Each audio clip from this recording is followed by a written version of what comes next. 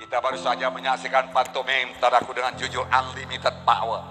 Kuasa yang tidak terbatas, tidak lain daripada kuasa Tuhan Yesus. Kuasa Allah Bapa di sorga, Bapa kita dalam nama Yesus. Saudaraku, tidak terbatas kuasanya. Dia menciptakan manusia ini, saudaraku, dan dia juga menciptakan bumi dan semesta alam ini hanya dengan firman-Nya saja. Dia katakan jadi. Tidak ada kuasa yang seperti itu. Hanya menjadikan manusia dia bentuk dari lembut abu tanah, saudaraku. Saudaraku, kemudian dia hembuskan napas yang hidup. Dan manusia itu menjadi makhluk yang hidup, yang bisa bersekutu dengan Tuhan. Tuhan, saudaraku, suka bersekutu dengan anaknya. Kerap kali Tuhan datang, saudaraku, dan berkata-kata dengan Adam dan Hawa, saudaraku. Hanya setan tidak senang manusia ini bersekutu dengan Tuhan. Sampai sekarang setan berkata, saudara beragama bolehlah, tapi jangan kau bersekutu dengan Tuhan. Jangan lahir baru, jangan jadi anak Tuhan, supaya engkau jangan mewarisi hidup yang kekal. Saudaraku, hanya dengan lahir baru kita mewarisi hidup yang kekal.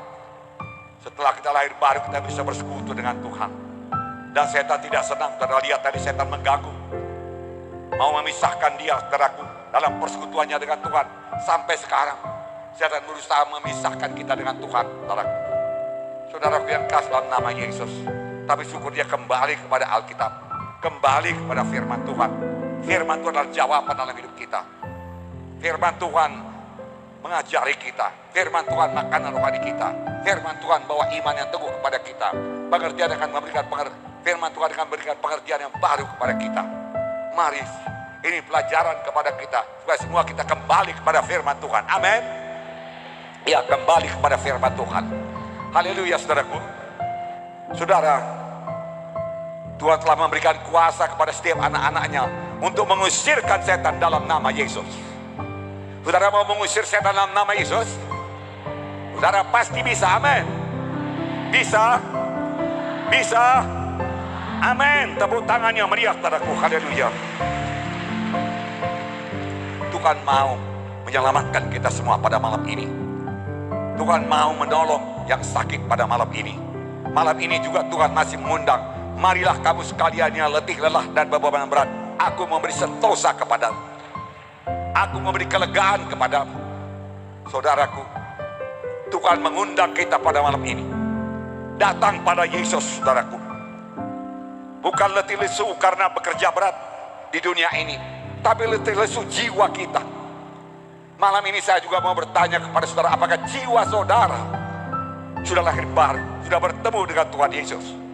Atau apakah jiwa saudara letih lesu karena beban penyakit yang tidak sembuh-sembuh? Karena persoalan keuangan, persoalan keluarga, banyak lagi persoalan dunia ini yang bisa menimpa jiwa saudara hingga letih lesu. Yesus memberikan kelegaan kepada saudara. Yesus punya jalan keluar dari persoalan saudara. Langkah pertama bagi saudara yaitu datang pada Yesus dan biarkan Yesus bertahta dalam hati saudara, menjadi Tuhan dan Juru Selamat saudara. Maka dia akan memberikan hidup baru kepada saudara.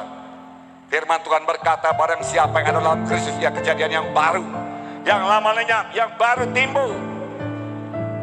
Saudara menjadi baru sungguh-sungguh, yang bisa bersekutu dengan Tuhan. Amin.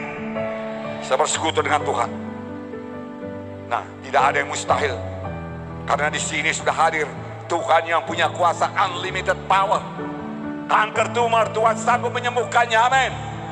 Penyakit jantung, paru-paru, penyakit hati, penyakit usus, dan lain sebagainya dapat disembuhkan Tuhan. Haleluya. Tidak ada yang mustahil bagi orang yang percaya. Firman Tuhan berkata, saudara, malam ini lebih daripada kesembuhan penyakit, Tuhan menyediakan keampunan dosa, keselamatan jiwa, kelahiran baru, jadi anak-anak Tuhan. Rahmat kemurahan Tuhan, anugerah Tuhan seperti sungai yang mengalir dari tahta Allah, mengalir kepada gerejanya yang hidup, bahkan kepada kita di sini, untuk menyembuhkan, untuk mengobatkan kita, untuk menjadikan kita kejadian yang baru. Mujizatnya masih tersedia pada malam ini. Bukalah hati saudara. Untuk ini Tuhan Yesus telah membayar harga yang sangat mahal. Karena kita semua manusia sudah jatuh kepada dosa, tergadai kepada dosa. Tuhan menebusnya kembali dengan apa ditebusnya? Dengan darahnya yang kudus, saudaraku. Untuk itu darahnya harus dicurahkan. Dan Yesus mulai mencurah darahnya di Getsemani. Kemudian Yesus mencurahkan darahnya, saudaraku, di kayu salib. Namun sebelum disalib, Tuhan Yesus dicambuk lebih dahulu dengan cambukan, saudaraku, yang kejam dari serdadu Romawi. Robek-robek semua daging punggung Tuhan Yesus, saudaraku. Semua robek. Kelihatan tulang-tulangnya, saudaraku.